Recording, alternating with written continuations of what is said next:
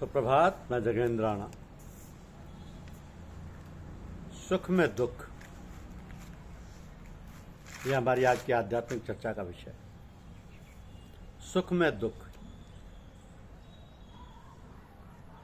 विश्व में सभी प्राणी सुख की चाह में अनवरत प्रयत्नशील है, किंतु वह प्राप्त कितने लोगों को हुआ, इस पर यदि विचार किया जाए तो शून्य ही हाथ लगेगा। शून्य ही हाथ लगेगा। इसका तात्पर्य यह नहीं है कि वो अनुपलब्ध है।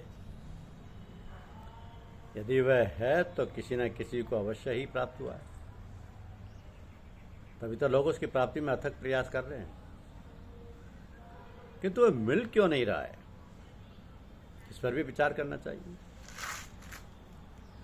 हमें तो लग रहा है कि हम सुख की खोज में दिग्भ्रमित हो गए हैं। वो जहां स्थित है ठीक उसके विपरीत हम उसे ढूंढ रहे हैं।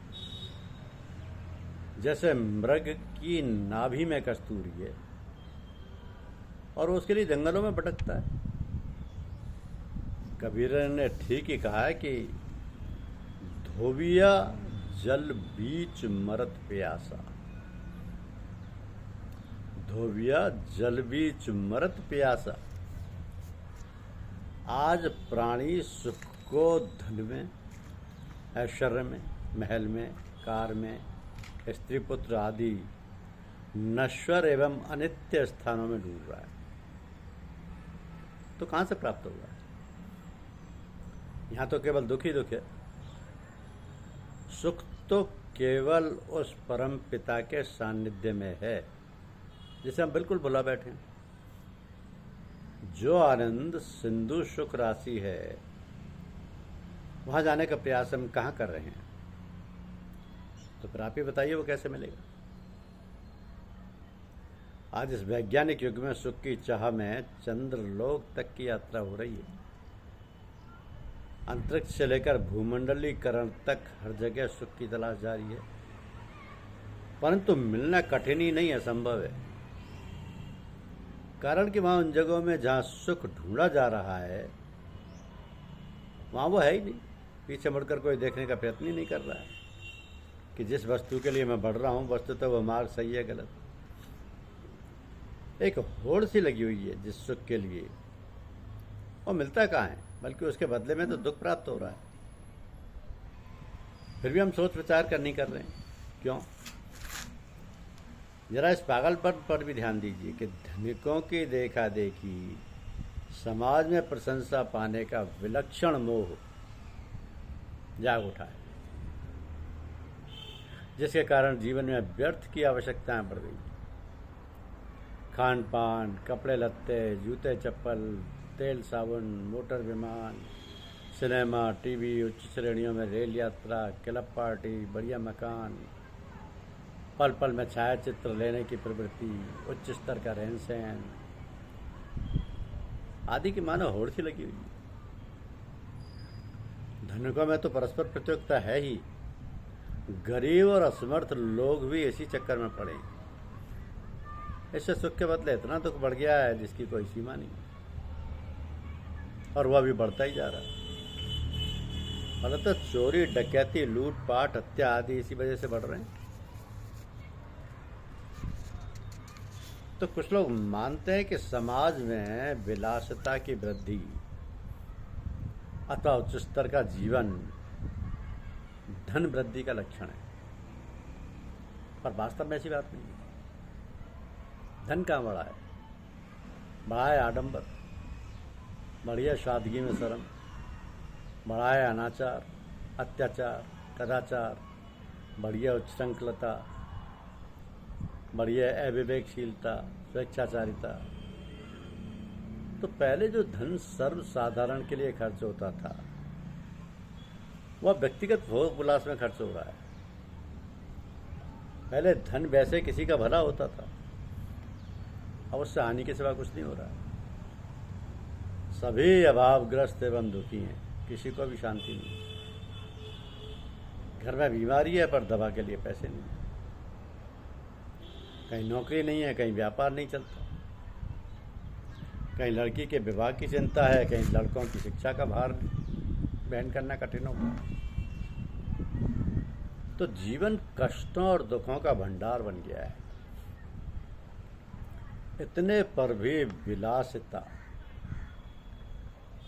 और आडंबर पर तो खर्च करना ही है। उच्च स्तर कायम रखने हेतु कैसी विडंबना है ये। तब प्रश्न उठता है कि सुख है कहाँ। इसका बड़ा ही सरल उत्तर है, जो आनंद सिंधु सुख राशि प्रभु है, उधर जाने पर अथाह सुख और आनंद है। इसे प्राप्त करने के लिए ममता और अहंता का त्याग करना होगा। प्रभु की उदारता और दयालुता का बड़ा ही मार्मिक चित्र गोस्वामी जी ने मानस में खींचा है कि सुन मुन तो ही कहु सहरोसा, भजई ज मोहि तज कमल भरोसा, भजई ज मोहि तज सकल भरोसा, करहु सदा तन के रखवारी, जिम्बालक राखे मैं तारी। यही सच्चा सुख है और मनुष्य तन पाने की सार्थकता इसी में है। विषय सेवन में तो सुख की प्रतीति है, दुख की प्राप्ति है। ये जो इंद्रिय तथा विषय के संयोग से उत्पन्न होने वाले सब भोग हैं, यद्यपि विषयी पुरुषों को सुखरूप भासते तो भी दुख के ही हेतु और अनित्य हैं। इसलिए अर्जुन विवेकवान पुरुष उनमें नहीं रमता। जो सुख इंद्रियों और विषयों के संयोग से उत्पन्न होकर आरंभ में अमृत की तरह और परिणाम में विष की तरह प्रतीत होता है, वो सुख राजस कहा गया है। राजस। आपने एक माँ को बच्चे को सुलाते हुए देखा होगा। उसकी लोरी देती हुई घुटने पर उसको लिटाकर, हिला हिलाकर या पालने में लिटाकर उसे हिलाती हुई खुद भी सो जाती है। घास काटने वाला दरांती के संगीत में खो जाता है। महिलाएं कुएं से पानी लेकर आते समय सिर पर दो दो घड़े रखे हुए आपस में खूब देर तक बातें करती रहती। साइकिल चलाने वाला कुछ दिन चलाने के बाद हाथ छोड़कर चलाने लगता है। ये सभी अपना काम, यदि इसे काम कहा जा सकता है, तो कितनी सहजता से कर लेते हैं। कोई श्रम नहीं, कोई चिंता नहीं, कोई तनाव नहीं, बस हो जाता है अपने आप ही। उनकी क्रियाओं में एक लय है, एक धुन है। वे इसमें खोकर सब भूल जाते हैं और हाँ, इन सब ही में 100% मौजूद रहते हैं। 100% प्रेजेंट। उस समय और कहीं नहीं, बस यहीं वहीं जहाँ हैं। उन्हें यह भी पता नहीं रहता कि वे कुछ कर रहे हैं। तो ये सब ही क्रियाकलाप ध्यान है। पूर्ण एकाग्रता है यहाँ, पूर्ण उपस्थिति उस समय में, उस क्षण में भी, और कहीं नहीं है। और ध्यान भी इतना सहज हो जो कि मालूम ही ना हो कि ध्यान हो रहा था। जीवन का ऐसा अंग बन जाए जो निरंतर एक सा रहे, बिना किसी उतार चढ़ाव और फेर बदल के। तो ध्यान ही सब क्रियाकलापों में निरंतर लगा रहे, पूर्ण एकाग्रता और मनोयोग से। यही ध्यान का सिद्ध होना है। इस तरह के ध्यान के दो पहलू हैं।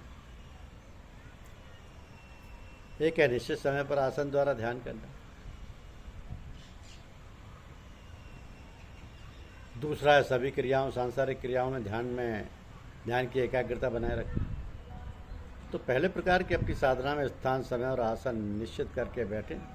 बिल्कुल शरीर को ढीला छोड़ दें, पूर्णतः रिलैक्स। फिर अपनी चेतना को अंतर में मोड़ कर देखें कि मन की क्या हालत है, कहाँ जा रहा है, उसे जाने दें। बस जैसा बताया गया है, बैठें बिना किसी पूर्वाग्रह के।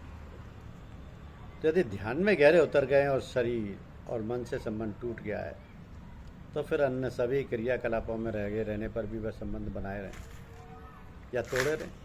यानी कि आप शरीर और मन नहीं है। ध्यान की उस अवस्था को जीवन में उतार लें। पहले आप ध्यान की गहराई में जाकर शरीर और मन से बिलग हुए थे, अब पूर्ण होश आभास में लगे। अब वो हालत आपके जीवन का अंग बन गई है। अब आपको कुछ भी विचलित नहीं करता, अब आप आत्म व्यवस्थित हैं। तो ध्यान के यही हालत सहज योग है। ध्यान स्वाभाविक हो गया, उसे करने का भान विलुप्त हो गया। ध्येय, ध्याता और ध्यान तीनों ही नहीं रहे। मन आत्मा में लीन हो गया, ध्यान सहज हो गया। यह कहिए कि वो बेध्यान हो गया। जब दिल को नींद आ जाती है और रूह भी गाफिल होती है, तब मैं ही अकेला होता हूँ और यार की महफिल होती है। धन्यवाद।